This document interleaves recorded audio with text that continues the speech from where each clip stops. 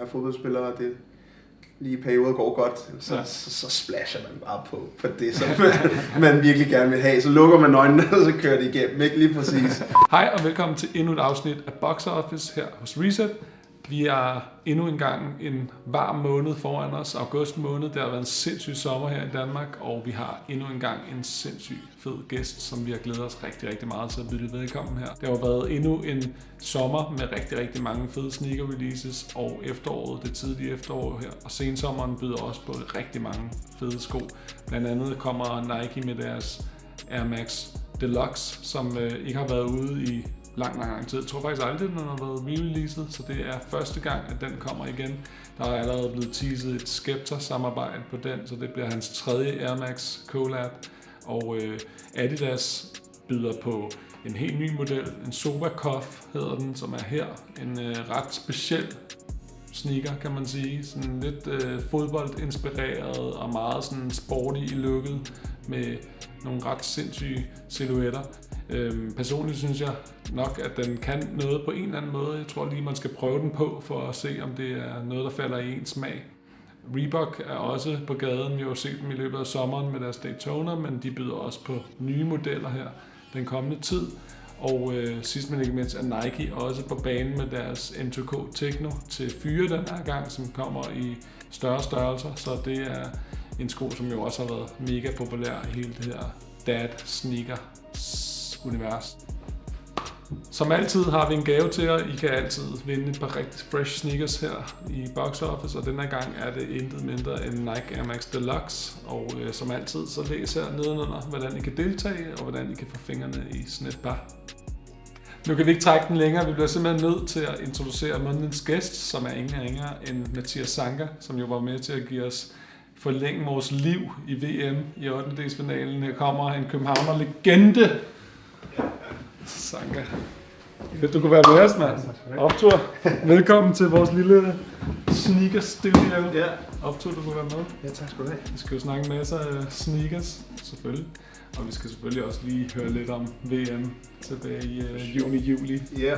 Nu er det jo blevet august, og jeg bliver nødt til lige at starte med at spørge dig, for jeg ved jo, vi har jo kendt en anden stykke tid, jeg ved, du har et hjerte for sneakers. Men sådan, hvad er dit forhold? Sådan, følger du med? Er du sådan, vil du definere dig selv som sneaker-freak, eller?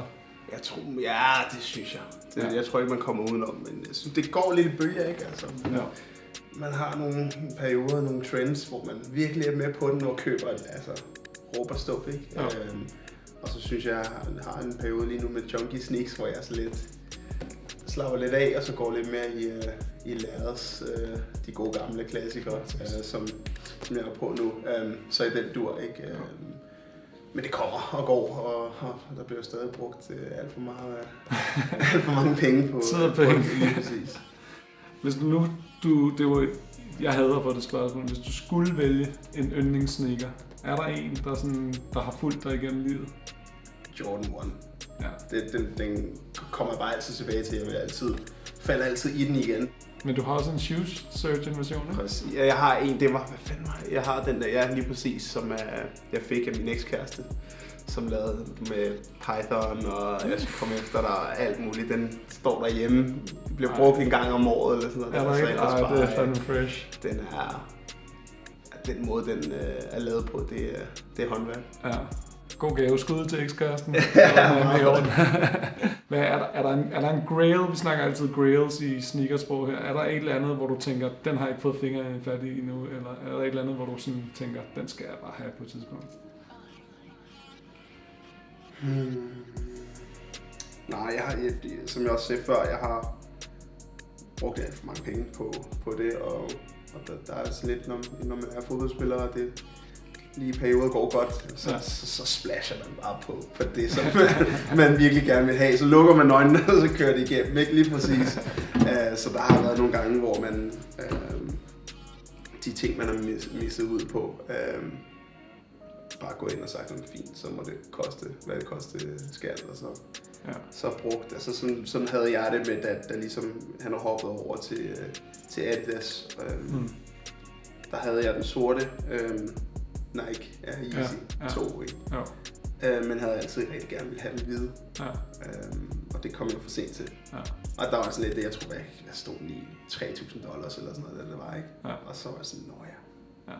Så selv hvis man har i virkeligheden funds til at købe, så er der en grænse? Ja, det gør stadig ondt, men problemet er så ikke så... Lige pludselig så spillede man i England, ikke? Og så var man sådan, så skal jeg have den med, altså. Så jeg synes, det er overfærdigt. Jeg tænker, at jeg ikke ville kunne styre det, hvis det var mig. Men det er jo lige netop det, så jeg prøver sådan at lade være med det, og ikke gå for meget tilbage i tiden, men der er...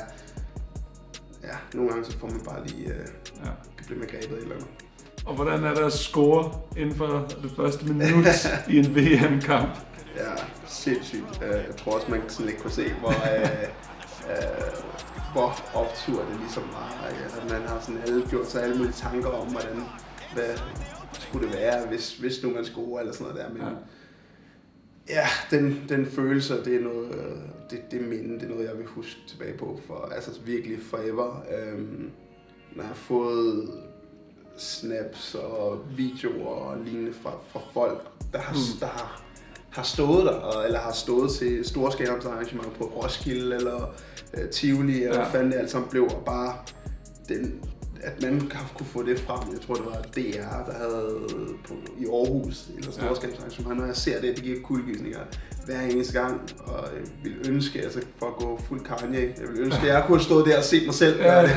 Altså sådan der... Har man lige et sekund, hvis vi tager i Janteloven og lægger den her, og har man et sekund, hvor man bare tænker, fucking shit. Ja, altså, du ved, det er sådan stadig, jeg kan stadig sådan tage mig selv i at sidde og se målet igen, sekvensen, følelserne og mærke det. Bare det at få lov til at spille en 8. national til VM for Danmark, det er beyond my wildest dreams, og det vil det altid være. Det største øjeblik nogensinde i min karriere, og det bliver nok ikke overgået. Vinder vi EM næste gang? Altså, vi kommer i hvert fald til at være stærke contenders. Med det hold, vi har lige nu, der tror jeg, at vi kommer kun til at være bedre. De fleste af vores spillere kommer til at være deres bedste fodboldalder til den tid, så en god kvalifikation med selvtillid. Yes. Og så står vi rigtig stærkt. Yes. Så er vi den nye Belgien i hvert fald. Der er noget at glæde sig til der. Er du sindssyg? Den sidste ting. Du kunne ikke lade være med at lægge mærke til dit hår under VM. Du lagde en thong song, Cisco. Ja, fuldstændig. Prøv at forklare situationen med håret. Jamen, det er småt med sådan skarpe barbers i Rusland, i hvert fald lige til sådan en brother her, der har hans hår. Så det var begyndt ligesom at sådan lidt, okay, jeg trænger til at få en fade. Og vi stolede ikke rigtigt på de der in-house damer, der arbejdede nede i beauty salon på hotellet. Og så var Victor egentlig lidt sådan, Victor Fischer sådan lidt, farve det. Ja. Altså, det er der ikke nogen, du ved, så var jeg sådan, ja okay, why not? Altså, vi skal rende rundt her i træningstøj det næste lange stykke tid. Hvad kan gå galt, eller skal du bare tage det af, ikke? Ja.